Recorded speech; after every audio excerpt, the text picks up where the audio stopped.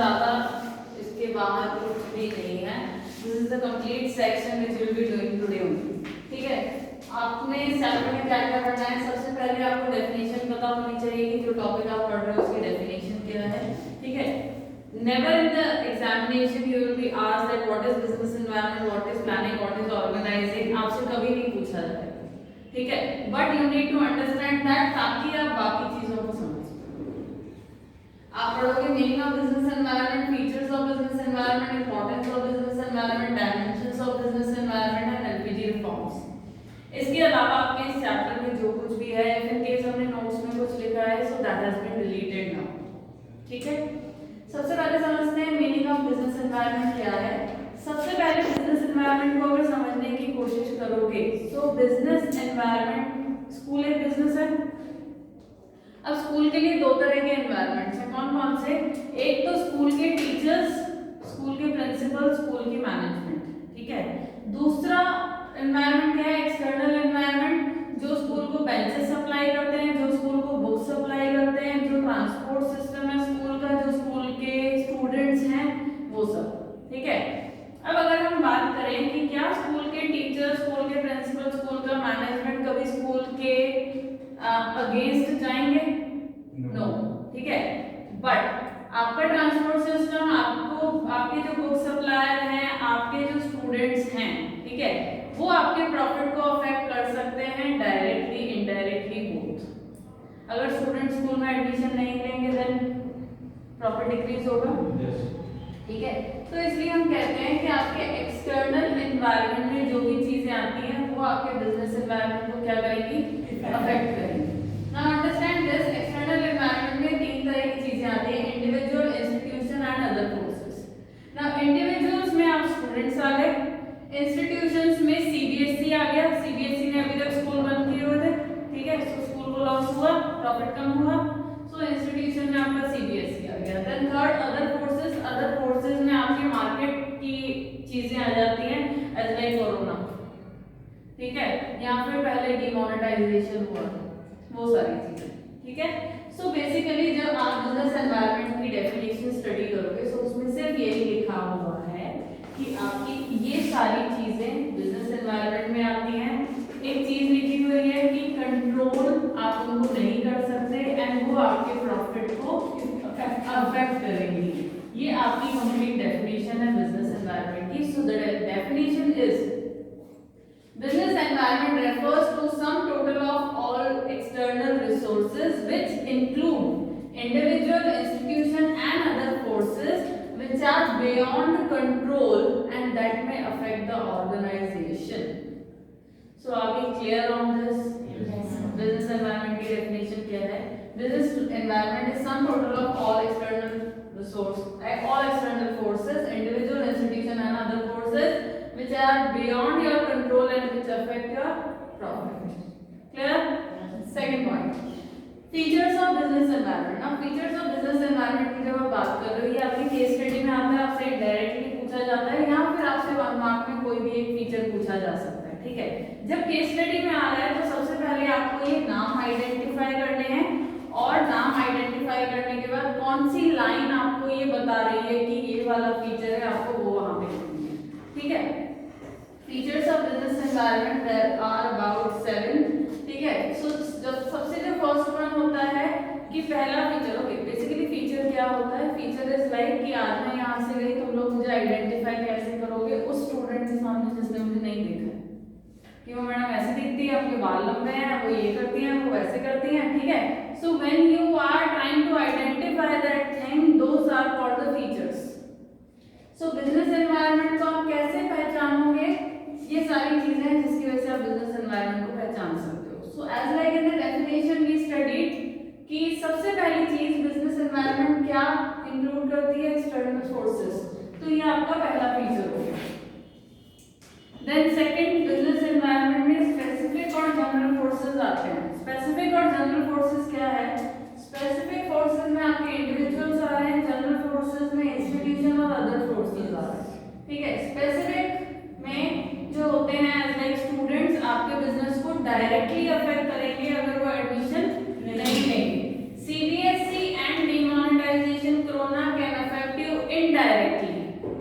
Students नहीं कम हुआ है, बट स्टूडेंट्स आए नहीं स्कूल तो उसकी वजह से फीस नहीं आई, उसकी वजह से लॉस हुआ है, ठीक है।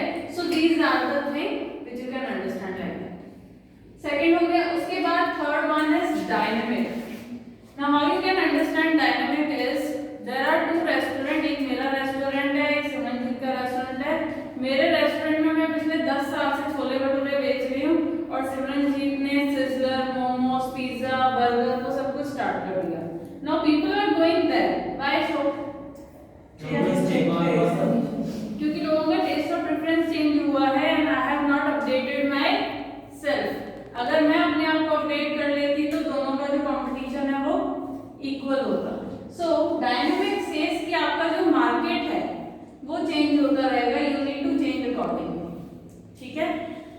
आज के सबसे पहले जो मोबाइल्स आए थे स्टार्टिंग के टाइम पे, वो मोबाइल थे आपके 0.3 मेगापिक्सल वाले, ठीक है। उस टाइम पे हमें उसके पिक्सल्स के बारे में पता भी नहीं था, जो नोकिया वगैरह के मोबाइल आते थे। But now we are more into the pixels की कितने पिक्सल्स वाला कैमरे का फोन है मेरे पास, ठीक है। So whenever we are going to the market we are just asking these 2 to 3 things कि कितने की उसकी मेमोरी है या फिर कितने की उसके मेगापिक्सल्स है और कितनी लंबी उसकी स्क्रीन है। बट पहले हम इन चीजों को बॉदर नहीं करते थे। आज के टाइम पे अगर नोकिया ने वैसा मोबाइल मार्केट में लेके आया, क्या बिकेगा जैसा वो पहले बेच रहा था? नहीं बिकेगा। क्यों? Because taste and preference has been change and Nokia is not that dynamic कि उसने अपने आप को चेंज नहीं किया। Clear? Next, complex. Business environment आपका कॉम्प्लेक्स है। कॉम्प्लेक्स मींस ये होता है, that means that is very difficult to understand. आप बिजनेस एनवायरनमेंट को नहीं समझ सकते। व्हेन डिमोनेटाइजेशन हैपेंड, हमें लगा कि सिर्फ हमारे ऊपर प्रॉब्लम आई है, बट डिमोनेटाइजेशन की वजह से हमारी जीडीपी ऑलमोस्ट 4 पॉइंट नीचे चली गई। Why so? क्योंकि मेरी अगर दुकान है और मेरी दुकान में कैश ट्रांजैक्शंस होती हैं, लोगों के पास पैसा ही नहीं है मुझे कैश देने के लिए। उस टाइम पे मेरा उधार पड़ गया, मार्केट में कैश बंद हो गया, इकोनॉमी में पैसा सर्कुलेट होना बंद हो गया, सो आपकी जीडीपी डाउन हो गई, ठीक है। सो कौन सी चीज, कौन सा पॉइंट, कोरोना, ये वो सारी चीजें कैसे आपके बिजनेस को अफेक्ट करेंगी, that is very difficult to understand. इसलिए कहा जाता है बिजनेस एनवायरनमेंट क्या है? Complex. Then business environment is uncertain. आज शाम को बारिश होने वाली है, क्या किसी को पता है? नहीं। जिस दिन डिमोनेटाइजेशन हुआ, सडनली डिमोनेटाइजेशन हो गया, क्या किसी को पता था? नहीं। अगले 6 महीने में आपको कैसा कैमरा चाहिए होगा या आपकी मेंटालिटी कैसी होगी, क्या आप बता सकते हैं? नहीं। So that is uncertain, you can not predict, ठीक है। Something which you can not predict. So uncertain means difficult to predict, ठीक है। सो बिजनेस एनवायरनमेंट आपका अनसर्टेन है, यू कैन नॉट नो कि क्या चीज आने वाली है, टेस्ट एंड प्रेफरेंस किस हिसाब से चेंज होने वाली है। Now the next one is they are interrelated. Demonetization से पैसा कम हुआ मार्केट में, पैसा कम होने से लोगों के हाथ में पैसा कम हुआ, लोगों के हाथ में पैसा कम होने से मेरी दुकान तक पैसा कम आया, मेरी दुकान तक पैसा कम आया तो मैंने सप्लायर को पैसा नहीं दिया, सप्लायर को मैंने पैसा नहीं दिया, उसने मैन्युफैक्चरिंग नहीं की, उसने मैन्युफैक्चरिंग नहीं की, आपकी इकोनॉमी पर असर हुआ, ठीक है। सो सारी चीजें क्या है? इंटररिलेटेड है, इसलिए कहा जाता है business environment is interrelated. Then the last one, relativity concept. Business environment आपका एक रिलेटिव कॉन्सेप्ट है। Why it is said? McDonald है सब, ठीक है। सो मैकडी का जो मेन्यू इंडिया में है, क्या वैसा ही उसका मेन्यू कनाडा और ऑस्ट्रेलिया में है? नो। Why so? क्योंकि हर जगह के लोगों का जो टेस्ट और प्रेफरेंस है वो अलग अलग है। बंगाल में चावल बहुत ज्यादा खाते हैं, क्या हमारे यहाँ चावल उतना खाते हैं? नहीं। बंगाल में फिश बहुत ज्यादा खाते हैं, क्या हम फिश उतनी खाते हैं? नहीं, ठीक है। हम स्पाइसेस बहुत ज्यादा खाते हैं, बाहर स्पाइसेस नहीं खाते। So business environment is different from country to country, from region to region. Clear? So we are done with all, I guess 4, 5, 6 and 7 points, ठीक है। क्लियर है? Okay. Next, importance of business environment. Importance means basically benefits. मुझे क्या फायदे होंगे अगर मैं business environment की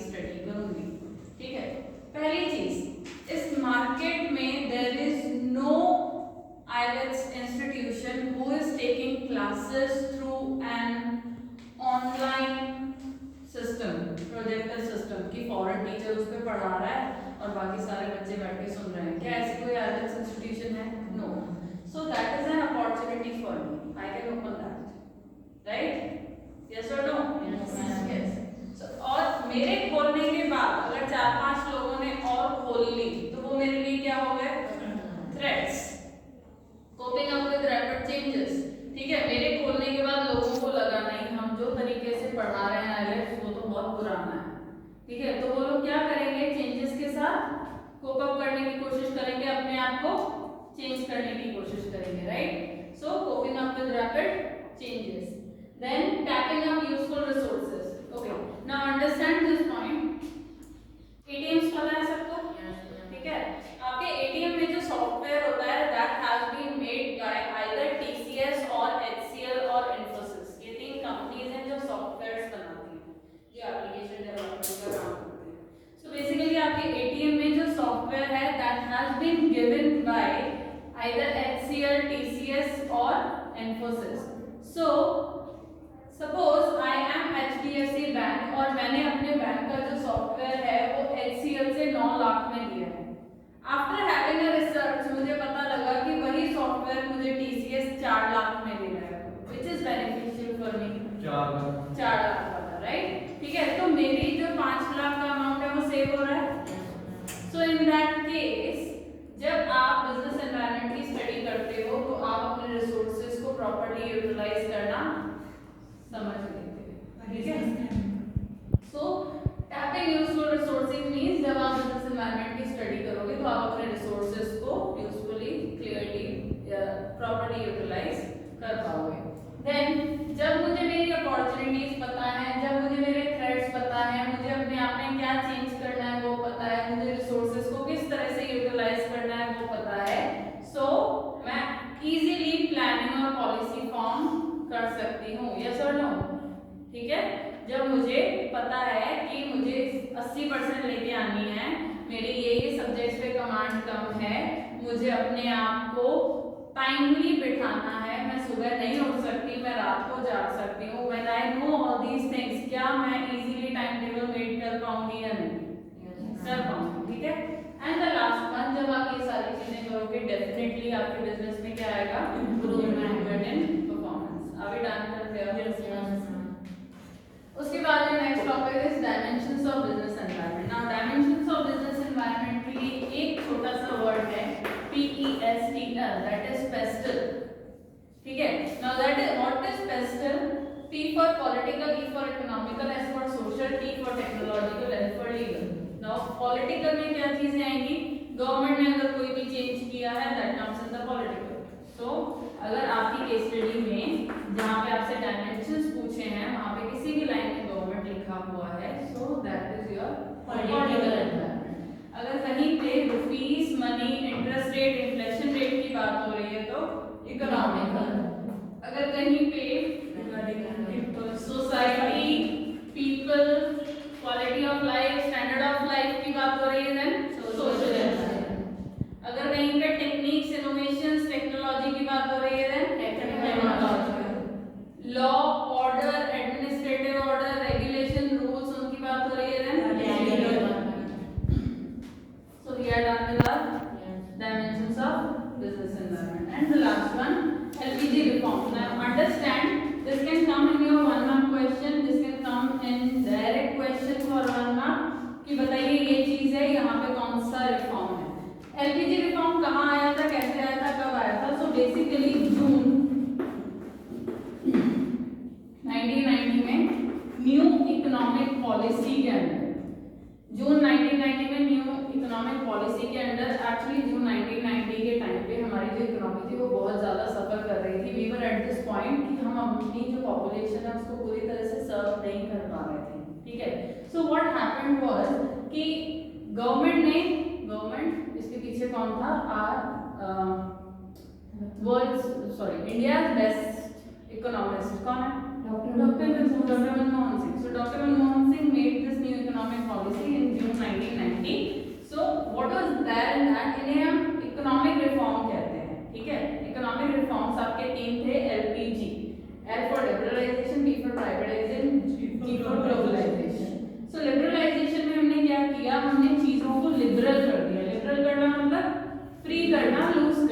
क्योंकि हमने चीज़ों को लिबरल कर दिया कि पहले आपको बिजनेस चलाने के लिए या इंपोर्ट एक्सपोर्ट के लिए आपको ये 12 रिक्वायरमेंट फॉलो करनी पड़ती थी। अब आप इन 12 में से 5 ही कर लो, that is okay.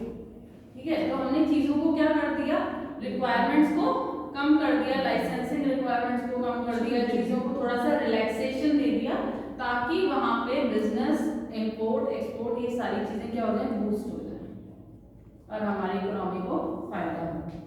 Second one, privatisation. Privatisation में आपने क्या किया, प्राइवेटाइज कर दिया। Now how did we privatize it?